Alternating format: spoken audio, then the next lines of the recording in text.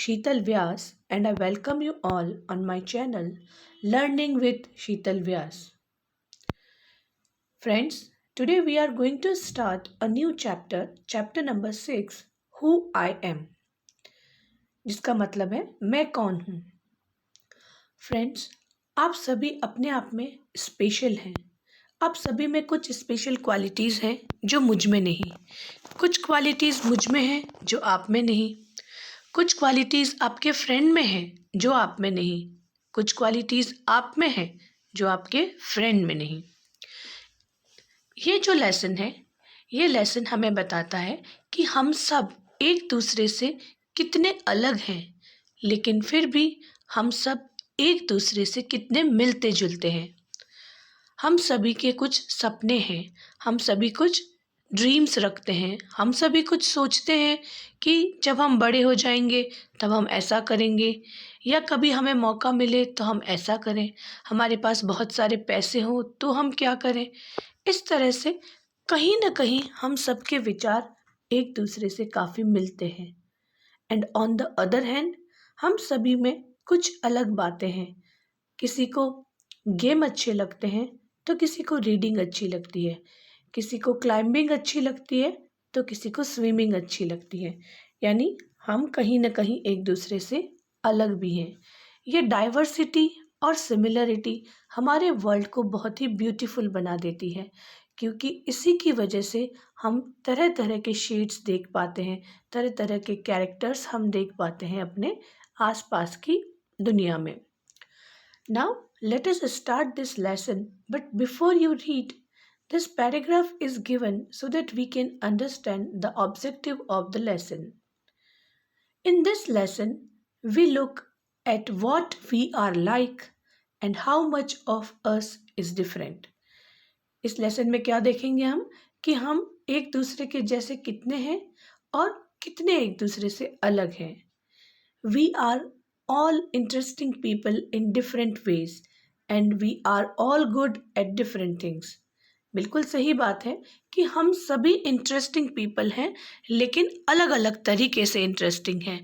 किसी को सिंगिंग का इंटरेस्ट है तो किसी को डांसिंग का, लेकिन सिंगिंग और डांसिंग दोनों ही हमें और हमारी पर्सनैलिटी को इंटरेस्टिंग बनाती है. हाँ, अलग अलग तरीके से. And we all are good at different things. और हम सभी की अपनी कुछ स्पेशलिटी है, हम सभी अलग अलग एरिया में एक्सपर्ट हैं. As you read this, think about what you are like and what you enjoy doing. जैसे जैसे हम लेसन पढ़ते जाएंगे, आप लोगों को भी अपने मन में ये सोचना है कि आप किसके जैसे हैं या आप कैसे हैं और आप किस चीज़ को करने में एंजॉय महसूस करते हैं. So let us start this lesson, Who I Am. At first, we will try to read about Radha.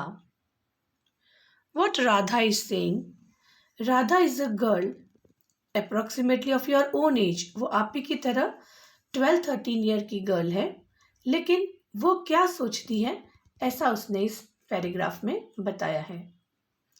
What Radha is saying, My favorite activity is climbing trees. Radha को पेड़ पर चढ़ना बहुत पसंद है. Just outside our house, there is a mango tree which I love to go up. Radha बताती है कि उसके घर के बाहर एक मैंगो का पेड़ है, आम का पेड़ है, जिसके ऊपर चढ़ना उसे बहुत पसंद है. Its branches spread out, so it is simple to climb up the tree and I can sit comfortably in the fork of 2 branches. आम का पेड़ जो होता है वो बहुत बड़ा और फैला हुआ होता है. तो राधा बताती है कि उसका जो पेड़ है, घर के जो बाहर उसके पेड़ है, उसकी ब्रांचेस बहुत फैली हुई हैं, इसलिए उसके ऊपर चढ़ना बहुत आसान है.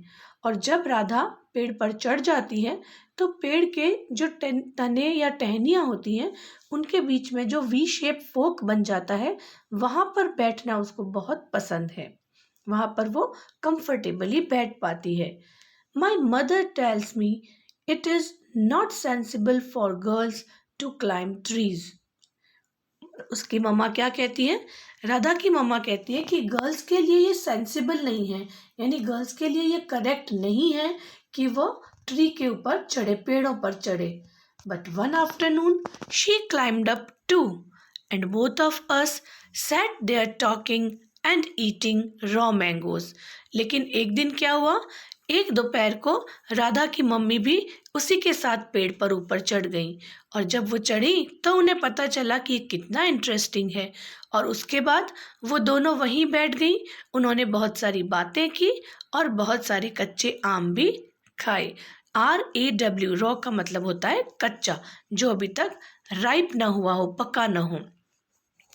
When I am high up in the tree, I feel like I can rule the whole world.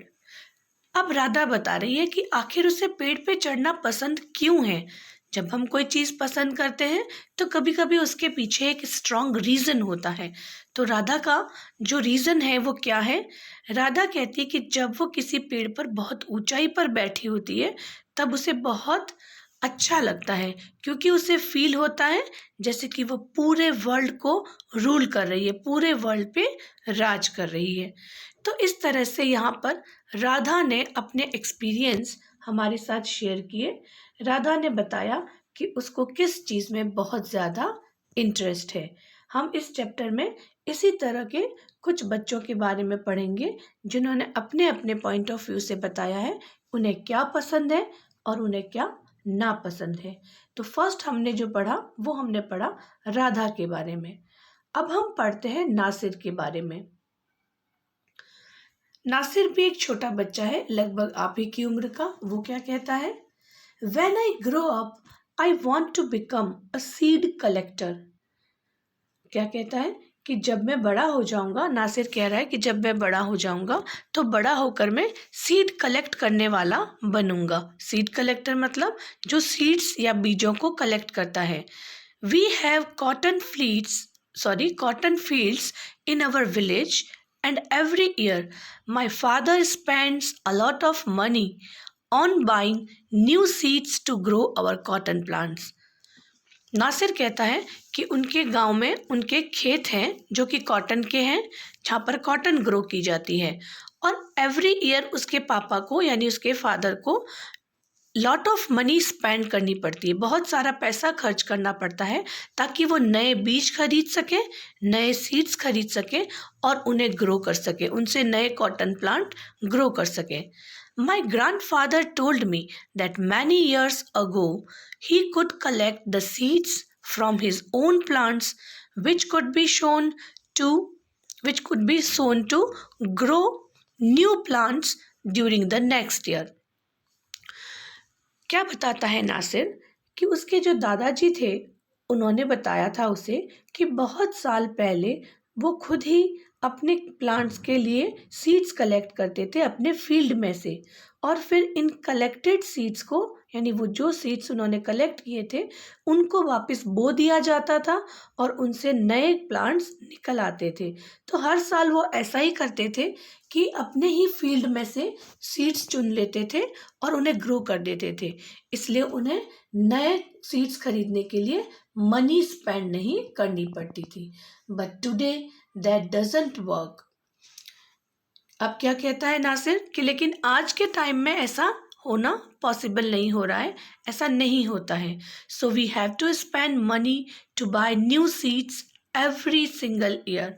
और क्योंकि आज के समय में हम ऐसा नहीं करते हैं, इसलिए हमें हर साल नए बीज खरीदने के लिए बहुत सारे पैसे खर्च करने पड़ते हैं.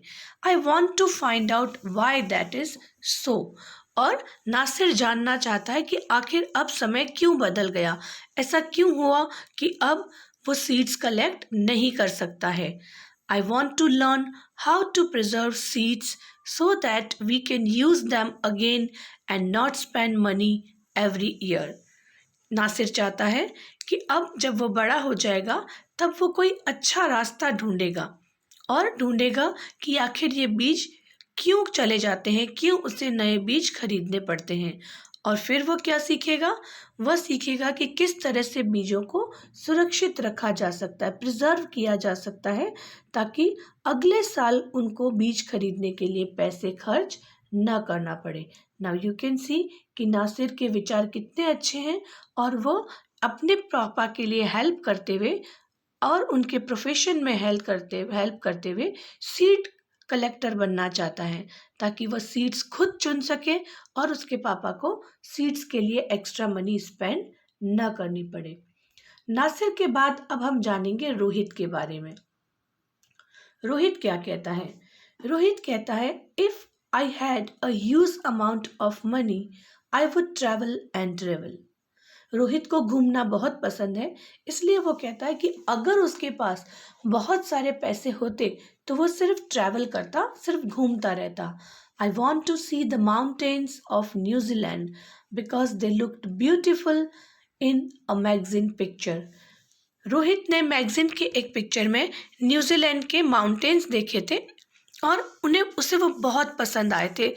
वो कहता है कि मैं कहाँ जाना चाहता हूँ? मैं जाना चाहता हूँ न्यूजीलैंड के माउंटेन्स में, क्योंकि मैंने एक मैगजीन में देखा था कि वो बहुत ही सुंदर दिखाई देते हैं।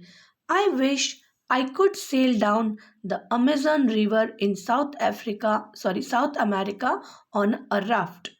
वो कहता है कि मैं क्या चाहता हूँ, मैं सोचता हूँ कि काश मैं बोट चलाकर कहाँ जा सकता? मैं जा सकता अमेजन रिवर में, साउथ अमेरिका की तरफ। RAFT, राफ्ट का मतलब होता है एक फ्लैट टिम्बर से बना हुआ यानी वुड से बना हुआ स्ट्रक्चर, जिसे कि बोट की तरह ही यूज किया जाता है, लेकिन ये एक्चुअल में एकदम फ्लैट प्लेटफॉर्म होता है जो फ्लोट करता रहता है पानी के ऊपर। तो क्या विश है उसकी? कि वो एक राफ्ट पर बैठकर अमेजोन रिवर में घूमने जाए, सेल करे। SAIL, सेल मतलब नाव चलाना या जहाज चलाना। I want to live on the beaches of Lakshadweep and dive down to see coral. आगे वो कहता है कि उसकी ये भी इच्छा है कि वह कहाँ रहे? लक्षद्वीप के बीचेस पे रहे। लक्षद्वीप क्या है? लक्षद्वीप हमारे इंडिया के आइलैंड्स हैं। वो वहाँ पर रहना चाहता है और क्या करना चाहता है? वो चाहता है समुद्र में गहराई में जहाँ कोरल होते हैं वहाँ तक वो डाइव कर सके। कोरल क्या है? Coral is a hard stony substance which is secreted by certain marine animals. marine animals का मतलब या marine animals का मतलब जो समुद्र के खारे पानी में रहते हैं। तो इस तरह से रोहित चाहता है कि वो एक या तो लक्षद्वीप चला जाए और लक्षद्वीप के आइलैंड में कहाँ रहे, वो डाइव करे समुद्र के अंदर ताकि वो कोरल देख सके। I suppose I should go to the Konark temple in Odisha और the old city in Beijing in China and the pyramids in Egypt too. क्या कहाँ कहाँ घूमना चाहता है रोहित? रोहित जाना चाहता है उड़ीसा के कोणार्क टेम्पल में, और वो जाना चाहता है चाइना में जो बीजिंग है वहाँ की ओल्ड सिटी को देखना चाहता है, या फिर वो जाना चाहता है इजिप्ट के पिरामिड को देखने के लिए। But what I actually enjoy is seeing nature more than old buildings. लेकिन क्या मानना है उसका कि वो एक्चुअली एंजॉय कब करता है? जब वो नेचर को देख सके, जब वो नेचुरल सीनरी को देख सके, नेचुरल चीज़ों को महसूस कर सके, न कि ओल्ड पुरानी बिल्डिंग्स। उसको ज़्यादा इंटरेस्ट किस में है? नेचर में ज़्यादा उसका इंटरेस्ट है। तो इस तरह से रोहित ने बताया कि वो क्या चाहता है। अब हम देखते हैं कि सरबजीत क्या कहता है। सरबजीत अपने गुस्से के बारे में हमें बताता है, उसके डिसलाइक के बारे में बता रहा है। What makes me very angry is when people don't believe me when I'm telling the truth. Sarabjit कहता है कि मुझे सबसे ज़्यादा गुस्सा कब आता है? जब लोग मेरा विश्वास नहीं करते कि मैं सच बोल रहा हूँ। ऐसा आपके साथ भी हुआ होगा। कई बार आप शैतानी करते हैं तो जब दूसरी बार आप सही भी बोलते हैं तो भी कोई आप पर विश्वास नहीं करता और ऐसा लगता है उनको कि आप शायद झूठ बोल रहे हैं या शायद आप कोई गलत बात कर रहे हैं। आगे क्या कहता है ये? आगे कहता है, for example If I tell my teacher that I couldn't do my homework because Ravi borrowed my book and forgot to return it, क्या लगता है उसे? वो कहता है कि जब भी कभी मैं अपने टीचर को बताता हूँ कि मैं अब होमवर्क इसलिए नहीं कर पाया क्योंकि रवि ने मुझसे बुक ली थी और वो मुझे रिटर्न करना भूल गया था, तो सरबजीत कहता है कि जब मैं अपने टीचर को ऐसा कहता हूँ तो टीचर मेरा बिलीव नहीं करते हैं, बल्कि उन्हें ऐसा लगता है कि मैं झूठ बोल रहा हूँ, सच नहीं बोल रहा हूँ। और I tell my parents that if it wasn't me but my little brother who started the fight। और वो क्या कहता है कि मेरे पेरेंट्स भी इसी तरह करते हैं। जब वो अपने पेरेंट्स को बताता है कि झगड़ा जो है वो किसने शुरू किया था, उसके छोटे भाई ने शुरू किया था। लेकिन जनरली आपके साथ भी ऐसा होता है कि मम्मी पापा कहते हैं कि नहीं तुम बड़े हो तो तुमने झगड़ा किया होगा। उसी तरह से रोहित के साथ भी ऐसा ही होता है, सरबजीत के साथ भी ऐसा ही होता है कि जब वो अपने मम्मी पापा को बताता है कि झगड़ा मैंने नहीं छोटे भाई ने शुरू किया था, तब वो नहीं मानते हैं। और if I tell my teacher that I really did study for the test even if I got bad marks, और कब लोग उसका विश्वास नहीं करते हैं? जब वो अपने टीचर को कहता है कि मैंने पढ़ाई तो बहुत की थी, मैंने बहुत हार्ड वर्क किया था, लेकिन फिर भी मुझे गलत अच्छे मार्क्स नहीं मिले, लेकिन टीचर उसकी इस बात पर विश्वास नहीं करते कि उसने रियली स्टडी की थी या हार्ड वर्क किया था। They all look at me as if they think I am telling lies, और ये सभी लोग उसे कैसे देखते हैं? जैसे कि उसने झूठ बोला हो, यानी वो झूठ बोल रहा हो। The look on their faces really angers me, और लोगों के चेहरे पर जो भाव होते हैं, जो उनका चेहरा जैसा दिखाई देता है, उनके जो फेस के जो एक्सप्रेशंस होते हैं, उससे सरबजीत को बहुत गुस्सा आता है, क्योंकि वो लोगों के उनके चेहरे पर कैसा एक्सप्रेशन होता है? अविश्वास का। वो सरबजीत पर विश्वास नहीं करते हैं। Sometimes I have to look down at my shoes and count to 10 so that I do not show that I am angry। ये बहुत ही इफ़ेक्टिव थेरेपी होती है कि जब भी कभी आपको गुस्सा आए तो आप नीचे मुंह करके मुट्ठी बंद करके 1 to 10 तक काउंट करें और 10 to 1 तक जो बैकवर्ड काउंटिंग होती है वो करें। ऐसा मानते हैं कि ऐसा करने से आपका जो माइंड है वो डाइवर्ट हो जाता है और आपका जो गुस्सा होता है वो कम हो जाता है।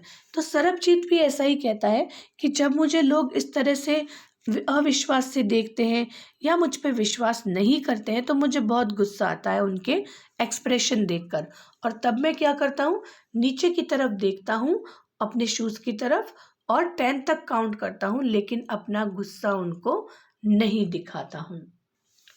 तो इस तरह से सरबजीत बताता है कि उसको बहुत बुरा लगता है जब लोग उस पर विश्वास नहीं करते और उसे झूठा समझते हैं। फिर डोलमा क्या कहती है? डोलमा कहती है, When I grow up, I'm going to be the Prime Minister of India। Dolma को हमारे देश का प्राइम मिनिस्टर बनना है, तो वो कहती है कि जब मैं बड़ी हो जाऊंगी तो मैं प्राइम मिनिस्टर बनने वाली हूँ इंडिया की। People always laugh when I say that, but I am sure that I will do it. Dolma जब लोगों को ये बताती है कि वो बड़ी होकर प्राइम मिनिस्टर बनेगी तो लोग उस पर हंसते हैं, लेकिन डोलमा को पूरा विश्वास है कि वो बड़ी होकर ज़रूर प्राइम मिनिस्टर बनेगी। Everyone in my class asks me what to do when they have a problem, and my teacher always trusts me when something needs to be done in school। ऐसा कई बार होता है आपके साथ भी कि आपके सभी फ्रेंड्स अपनी प्रॉब्लम्स लेकर आपके पास आते हैं, टीचर आप पर बहुत विश्वास करते हैं और कोई भी काम हो तो तुरंत आपका नाम लेते हैं। ठीक उसी तरह से डोलमा के साथ भी होता है कि जब भी उसके फ्रेंड्स के पास कोई प्रॉब्लम होती है तो वो डोलमा के पास ले आते हैं और ताकि डोलमा उसको सॉल्व कर सके। और जो उसके टीचर हैं वो भी उस पर बहुत विश्वास करते हैं, और जब भी स्कूल में कोई काम कराना होता है तो वो हमेशा डोलमा को ही याद करते हैं। I want to make things better for everyone. और डोलमा का भी ऐसा ही विचार है, उसका ऐसा ही ओपिनियन है कि वह लोगों के लिए सारी चीज़ों को बहुत ही बेटर वे में बनाना चाहती है। वो चाहती है कि सारी चीज़ें बहुत ही अच्छी हो जाएं। I want us to have good hospitals and roads and schools. वो क्या चाहती है?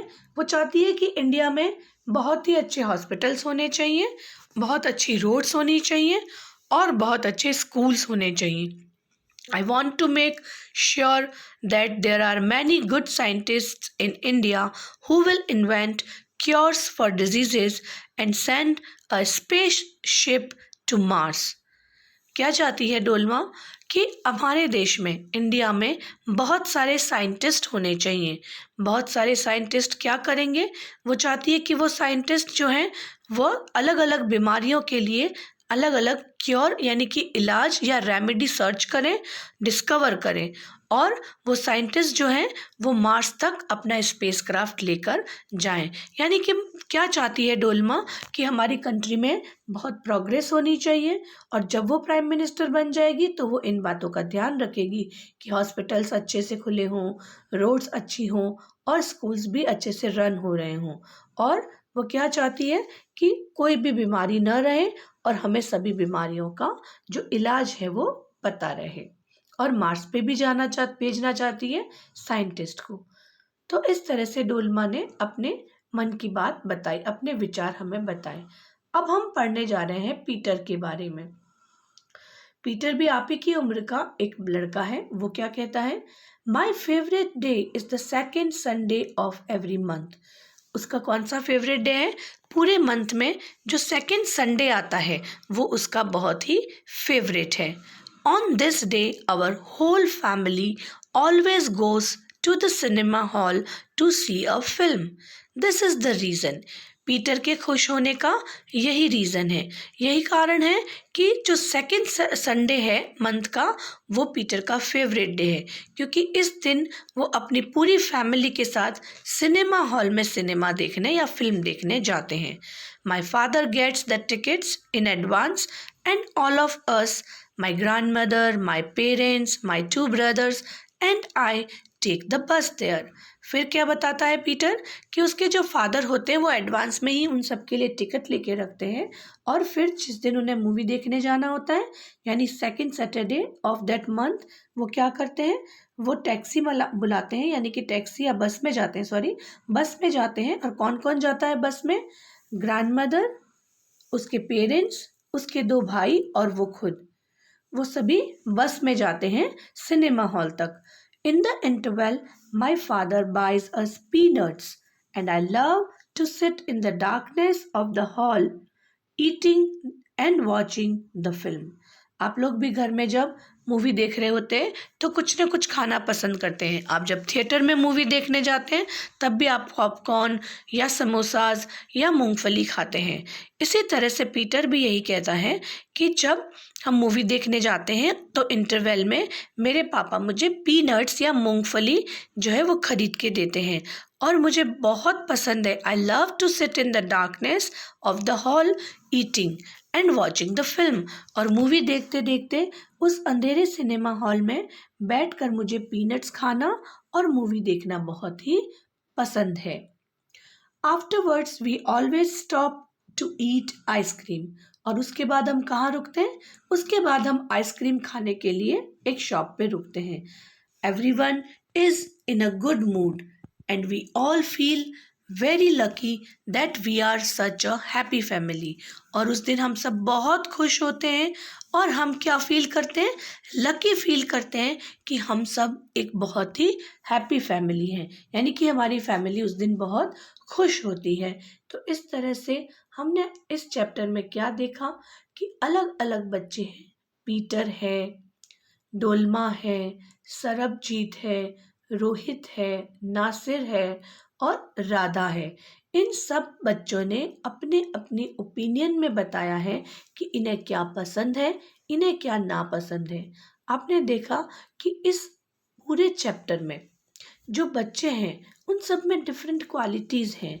जैसे कि राधा की बात करें तो राधा को चढ़ाई करना यानी क्लाइंब करना बहुत पसंद है, ये उसकी क्वालिटी है। उसी तरह से नासिर जो है वो बहुत ही कंसिडरेट या थॉटफुल बच्चा है। क्यों?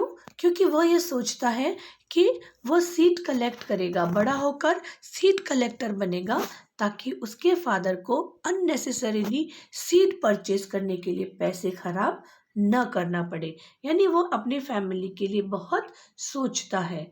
उसी तरह से रोहित जो है, रोहित क्या बताता है कि जब उसके पास मनी होगी तो वो बहुत ट्रैवल करेगा।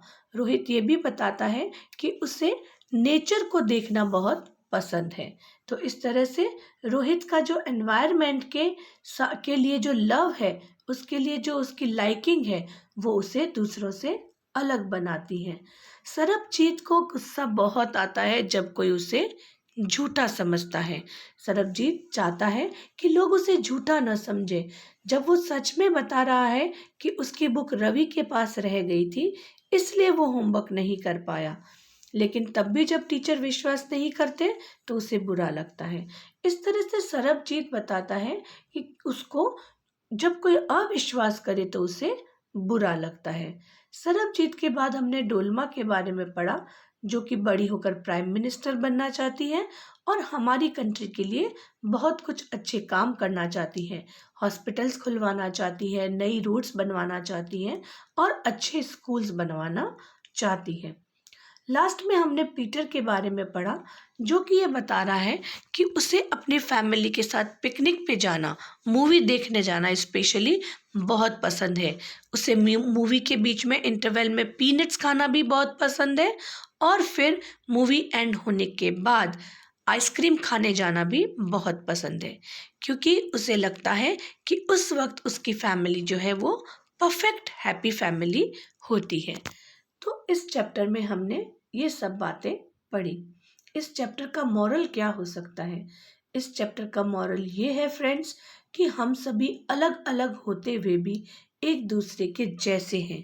हम कुछ बातों में एक दूसरे से बहुत अलग हैं, और हर किसी की अपनी स्पेशलिटी होती है, हर किसी की अपनी कोई क्वालिटी होती है, और उस क्वालिटी के अकॉर्डिंग वो दूसरों से अलग हो सकता है, लेकिन फिर भी हम सब में बहुत ज़्यादा सिमिलरिटी है। यानी हम अलग होते हुए भी एक दूसरे के जैसे हैं। Friends, I hope you enjoy this chapter. In our next lecture, we will just read the poem included in this chapter. Till then, Jai Hind everyone. Have a nice day.